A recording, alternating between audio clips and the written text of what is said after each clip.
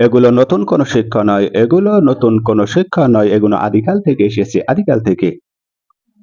সমস্ত প্রশংসা সেই মহান আল্লাহর জন্য, যিনি আমাদেরকে সৃষ্টি করেছেন এবং পথ প্রদর্শন করেছেন। দুরূদ ও সালাম বর্ষিত হোক নবী মুহাম্মদ সাল্লাল্লাহু আলাইহি সাল্লামের প্রতি এবং তার পরিবার সাহাবায়ে কিরামের প্রতি। আজ আমাদের আলোচনার বিষয় হলো, আমরা অনেক ক্ষেত্রে বলে থাকি কোরআনুল কারীম 1400 বছর পূর্বে এসেছে, এটা নতুন ধর্ম। আসুন আমরা তার সংক্ষিপ্ত আলোচনা করি।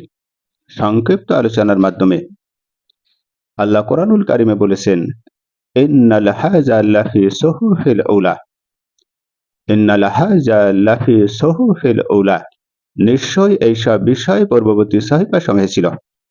আল্লাহ এখানে বলছেন নিশ্চয়ই এইসব বিষয় পূর্ববর্তী সহিফা সমূহে ছিল, আর আমরা বলছি যে 1400 বছর আগে এসেছে। আর আল্লাহ বলছেন ইন্নাল হাযা লাফি সুহুফিল উলা, নিশ্চয়ই এইসব বিষয় পূর্ববর্তী সহিফা সমূহে ছিল। সূরা আলার এই 18 নম্বর আয়াত।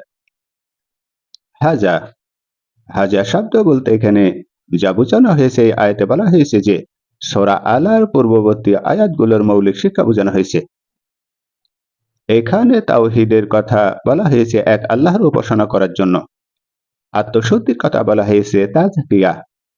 সালাতের কথা বলা হয়েছে, দুনিয়ার ক্ষণস্থায়িত্বের কথা বলা হয়েছে, আরো বলা হয়েছে আখিরাতের স্থায়িত্ব নিয়ে। আল্লাহ এখানে বলেছেন এগুলো নতুন কোনো শিক্ষা নয়, এগুলো আদিকাল থেকে এসেছে। এখানে ইব্রাহিম আলাইহিস সালামের কাছে যেটা সহিফা ছিল, তার কাছে ছিল কোরআনের এই শরিয়া, কিন্তু ছিল ভিন্ন পদ্ধতিতে। এখানে আল্লাহ সেটাই বলেছেন, ইব্রাহিমের সহিফায় ছিল এইগুলো, মুসা আলাইহিস সালামের শরিয়ায় ছিল এইগুলো।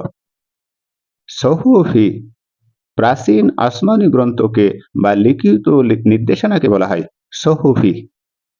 কোরআনুল কারীম এখানে বলেছে আদম আলাইহিস সালাম থেকে শুরু করে বহু নবী সহিফা পেয়েছিলেন। ইব্রাহিম আলাইহিস সালাম, মুসা আলাইহিস সালাম এর সহিফা সবচাইতে ছিল বিখ্যাত। সূরা আলার এই 18 নম্বর আয়াত। এখানে বোঝানো হয়েছে ওহীর ধারাবাহিক ঐতিহাসিক রেকর্ড। ওহী শুধু নবী মুহাম্মদ সাল্লাল্লাহু আলাইহি ওয়াসাল্লামের কাছে সীমাবদ্ধ নয়, ইব্রাহিম আলাইহিস সালামের কাছেও এসেছিল, মুসা আলাইহিস সালামের কাছে এসেছিল, আরো এসেছিল ঈসা আলাইহিস সালামের কাছে। এই ধর্মীয় ধারাবাহিকতার দর্শন নিয়েও আমরা আলোচনা করতে পারি ইনশাআল্লাহ। সূরা আলার এই 18 নম্বর আয়াত মানব ইতিহাসের এক মৌলিক ধর্মতত্ত্ব প্রতিষ্ঠিত করে। সূরা আলার এই 18 নম্বর আয়াত মানব ইতিহাসের এক মৌলিক ধর্মতত্ত্ব প্রতিষ্ঠা করে। সব যুগেই একই মূল ধর্ম ছিল, নবীরা ছিলেন একই বার্তার বাহক। আধুনিক ধর্মের তত্ত্বে একে বলা হয় ইসলাম নিজেকে নতুন ধর্ম নয়, বরং চূড়ান্ত সংরক্ষিত রূপ হিসেবে ঘোষণা করে। ইসলাম নিজেকে নতুন ধর্ম নয়, বরং চূড়ান্ত সংরক্ষিত রূপ হিসেবে ঘোষণা করেছে। দার্শনিক বিশ্লেষণ সত্যের ঐতিহাসিক ধারাবাহিকতা নিয়ে যদি আমরা বলি, সূরা আলার এই 18 নম্বর আয়াতে বলা হয়েছে সত্য কোনো সময় ভিত্তিক আবিষ্কার নয়, বরং সত্য একটি চিরন্তন বাস্তবতা। এই চিরন্তন বাস্তবতা প্রমাণ করতে গিয়ে আমরা অন্যান্য ধর্মগ্রন্থের রেফারেন্স দেব ইনশাআল্লাহ। বাইবেলে বলা হয়েছে ঈশ্বর এক, নৈতিক জীবন অপরিহার্য, পরকালে বিচার হবে। তাহলে বাইবেল এখানে বলছে ঈশ্বর এক, নৈতিক জীবন অপরিহার্য, আর পরকালে বিচার হবে। এখানে তিনটি অংশ বলেছে, এক, ঈশ্বর আছে, নৈতিক জীবন, তার মানে জীবনকে পরিশুদ্ধ করে এক ঈশ্বরের পূজা করো। এই নীতিগুলো বাইবেলে আগে বলা হয়েছে, যেমন মুসা আলাইহিস সালামের শরিয়ায় এবং ইব্রাহিম আলাইহিস সালামের সহিফায়। উপনিষদ ও বৈদিক দর্শন নিয়েও আমরা বলতে পারি। উপনিষদ ও বৈদিক দর্শন হলো এক, সর্বোচ্চ সত্তার ঘোষণা করা হয়েছে, আত্মশুদ্ধি। তাহলে ইসলামের দৃষ্টিতে এগুলো আদিম নবী প্রেরিত শিক্ষার বিকৃতি রূপ হতে পারে। আধ্যাত্মিক ও বৈজ্ঞানিক ও সভ্যতার দৃষ্টিভঙ্গি নিয়েও আমরা বলবো। আধ্যাত্মিক ও বৈজ্ঞানিক ও সভ্যতার দৃষ্টিভঙ্গি।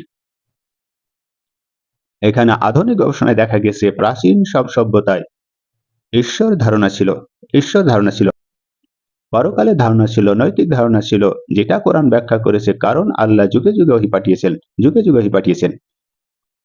সমাজ বিজ্ঞান ও আত্মশুদ্ধি নিয়েও আমরা আলোচনা করতে পারি। এই আয়াতের সভ্যতাগত দর্শন হলো এই আয়াত মানব ইতিহাসের এক বিপ্লবী ধারণা দিয়েছে। বিপ্লবী ধারণা, মানব সভ্যতা নৈতিকভাবে বিচ্ছিন্ন নয়। সব সভ্যতার নৈতিক ভিত্তি এক উৎস থেকে এসেছে, এক উৎস থেকে।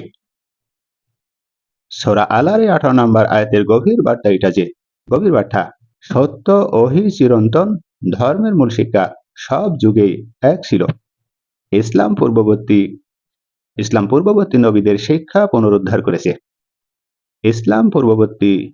শিক্ষা পুনরুদ্ধার করেছে মানব সভ্যতার নৈতিক ঐক্য। ধর্মীয় বিভাজন মানুষের সৃষ্টি, ঐশী সৃষ্টি নয়। এটা মানুষ সৃষ্টি করেছে বিভাজন।